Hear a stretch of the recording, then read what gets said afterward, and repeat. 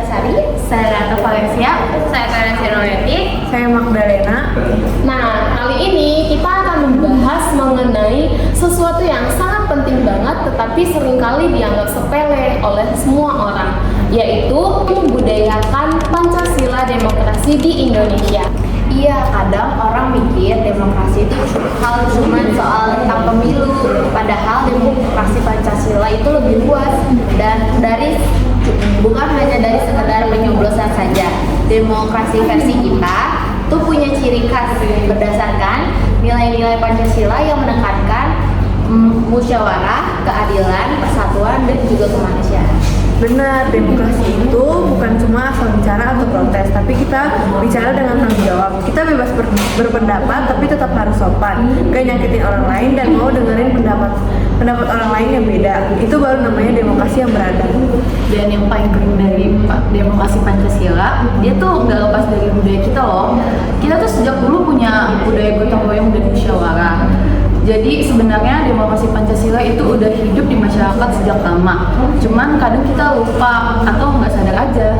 Nah, misalnya dalam lingkup keluarga nih, misalnya kayak kita lagi diskusi soal sesuatu, nah kita juga harus mendengarkan semua pendapat dari anggota yang lain, anggota keluarga yang lain. Nah, itu salah satu praktik demokrasi dalam lingkup keluarga.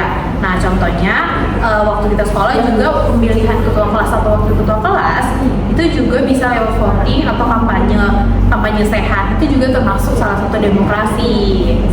Tapi sekarang tantangannya banyak ya teman-teman.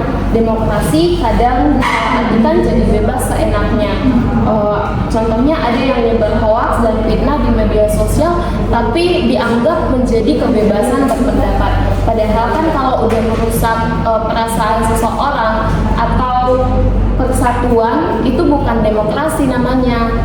Setuju banget, demokrasi Pancasila itu bukan cuma soal suara terbanyak saja, tapi juga soal menghargai minoritas. Kita nggak bisa maksa orang untuk setuju sama kita. Justru perbedaan pendapat itu sehat selama dibicarakan dengan kepala dingin, guys. Dan jangan lupa juga prinsip musyawarah. Kadang kita terlalu terburu-buru untuk ngambil keputusan, padahal musyawarah itu penting banget. Nggak semua hal bisa diselesaikan dengan voting.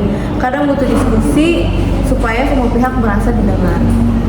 Terus kita juga harus aktif. Demokrasi itu butuh partisipasi.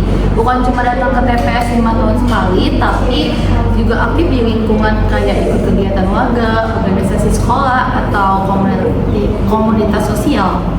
Nah, itu semua bisa dimulai dari diri kita sendiri nih guys. Dari cara kita bersikap, mendengarkan orang lain, dan menyampaikan pendapat dengan bijak. Kalau kita biasakan itu lama-lama itu menjadi budaya kita. Dan kalau udah jadi budaya, demokrasi Pancasila bakal tumbuh kuat. Kita semua bisa jadi agent demokrasi loh guys. Gak perlu jadi pejabat atau tokoh publik dulu nih, tapi cukup jadi pribadi yang menghargai orang lain, cinta damai, dan peduli dengan lingkungan sekitar kita. Karena pada akhirnya demokrasi Pancasila bukan soal sistem, tapi soal sikap hidup. Dan kalau semua rakyat Indonesia menjadikan Pancasila sebagai dasar berdemokrasi, aku yakin banget negara kita bisa semakin maju dan damai. Setiap suara itu penting, tapi kita juga harus bijak untuk menyuarakannya. Nah, jadi mari mulai dari diri kita sendiri, budayakan demokrasi Pancasila bukan cuma untuk hari ini, tapi untuk masa depan Indonesia yang lebih baik. Terima kasih udah dengerin podcast kami. Ingat, jadilah warga negara yang peduli, cinta damai, dan